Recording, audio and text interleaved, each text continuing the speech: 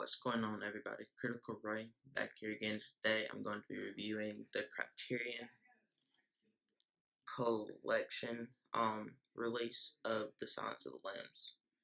Now, I picked this up at Barnes & Nobles for $30, which to me, the packaging alone is kind of worth a little bit extra money.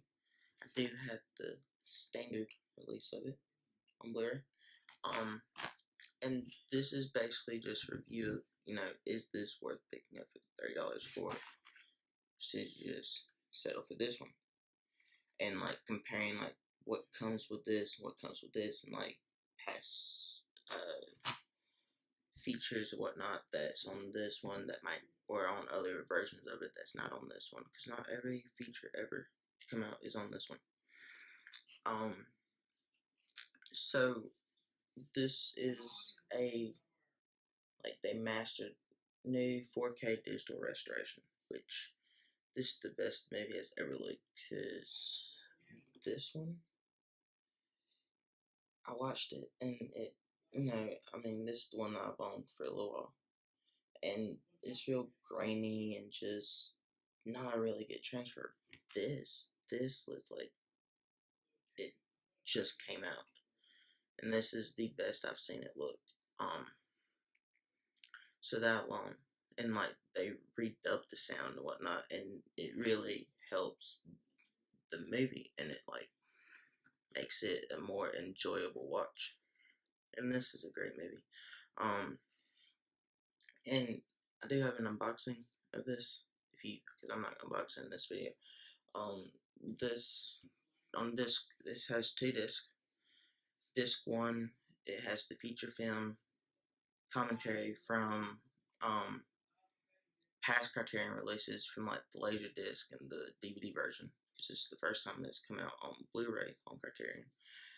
They brought that over, and then it has 38 minutes of deleted scenes and outtakes and Anthony Hopkins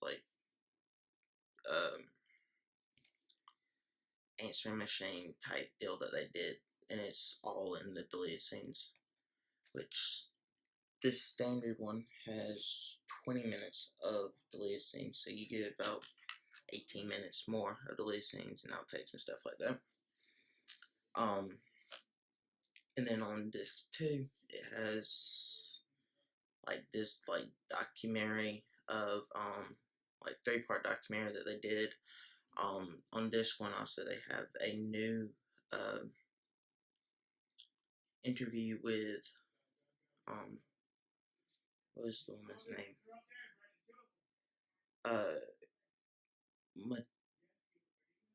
Maitland McDonough, who is a psychiatrist or psychologist, who's studies serial killers and stuff like that, and she talks about the history and stuff like that, and it's really fascinating if you're fascinated with serial killers or the history of them, and what parts of serial killers did they take from real life and incorporate with Hannibal Lecter and Buffalo Bill.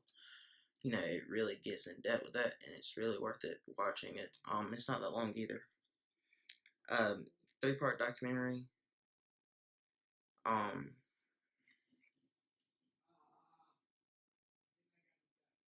And an interview from 2005 with Damon Foster.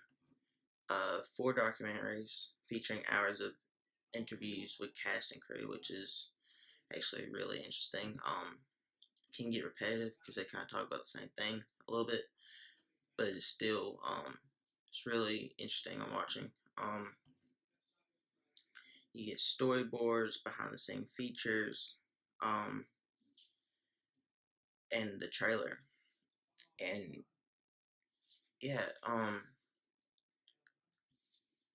if you like this movie and you're a fan of it, or you haven't seen it but you want to get into it, or if you just want to start getting into the Criterion movies, this is a great one to start off with. I think it's worth the money, the $30, which that's at Barnes & Nobles. You can get it for $25 off Amazon, or wait till Barnes & Nobles has their Criterion sale, which is 50% off. off, and everything will go to $20. Yeah,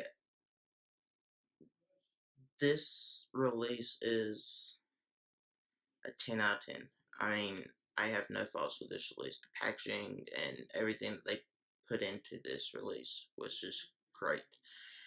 And I hope that they do more movies like this, like Red Dragon, even Hannibal, the sequel. Red Dragon is the prequel, if I'm not mistaken, but Hannibal's the sequel. I wouldn't mind having a Criterion release of that. 7. Um, and Zodiac. I mean, if they want to get into like serial killers and stuff like that, 7 and Zodiac would be great ones to get Criterion releases of. And and American Psycho. Um, but yeah,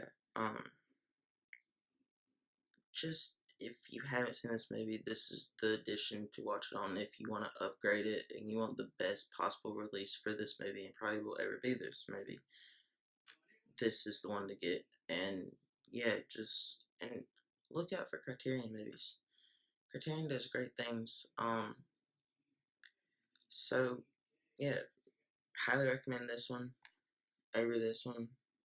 So it's a lot more money, but it's worth it in the end. And yeah, if you like these Criterion like reviews and stuff, and I know I kind of rambled on, but I wanted to get every point across, and it might have rambled, but I'm trying this out. It's something new. And if you like, Criterion movies, or you want to see unboxings of them or reviews and comparisons to older releases, let me know down in the comments, because I would more than gladly start making this, a regular thing. Like, they released Breakfast Club, and they have a bunch of other older movies that they've re-released. So yeah, comment down below and let me know what you thought of this, and if you are going to pick up this edition, or if you're going to stick with this one, any of the other releases that they've had for it. And yeah, like the video, share the video, and subscribe, and I will catch y'all in the next one. Goodbye.